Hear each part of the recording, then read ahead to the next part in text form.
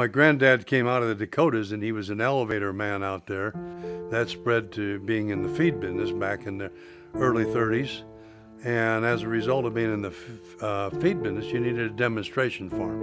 Eventually, the feed business changed drastically during World War II, and so we bought some more land, and we became farmers rather than in the elevator and grain business. I was a town girl. I was born and raised in Estherville, and an animal lover. I knew I wanted to marry a farmer. I sure didn't know it'd be John Greig. But I always wondered why he and his dad and his brother had a feedlot and why they didn't have cows and calves. We were married in '58, and by '68, after 10 years of marriage, I knew those guys were never going to go into the cow-calf business. So I did. We were completely separate. The books and the whole thing. I did very little work over here. Once in a while, she'd need somebody in the middle of the night to pull a calf, but most of the time, I slept and she called somebody else. I did the nutrition work for her and some of those things. I don't remember you ever pulling a calf in the middle of the night. Ever. Well, I remember once, so we won't go into that.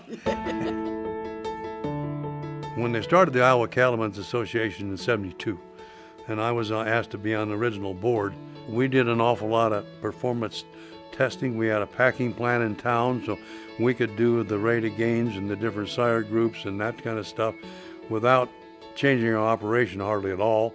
So we were just an innovative family, and I was the third president of the Iowa Cattlemen's, and Iowa was very, very strong at that time. And so I got involved in the national part of it and served on the executive board, ran some committees, was very involved in environmental areas because we were about the second or third one that built a lagoon for runoff water in the state of Iowa.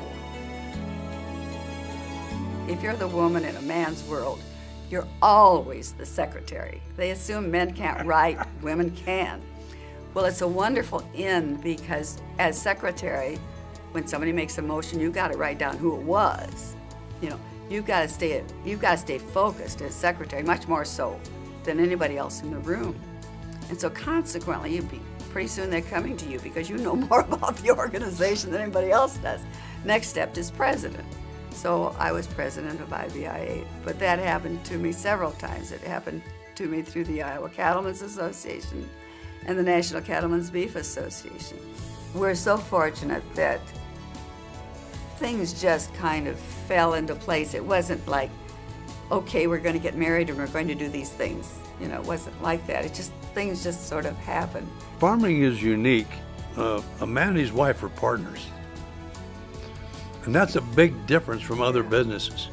And as we went to meetings and things like that, you found that was true in the whole industry, whether you were talking to apple growers or whether you were talking to cattlemen.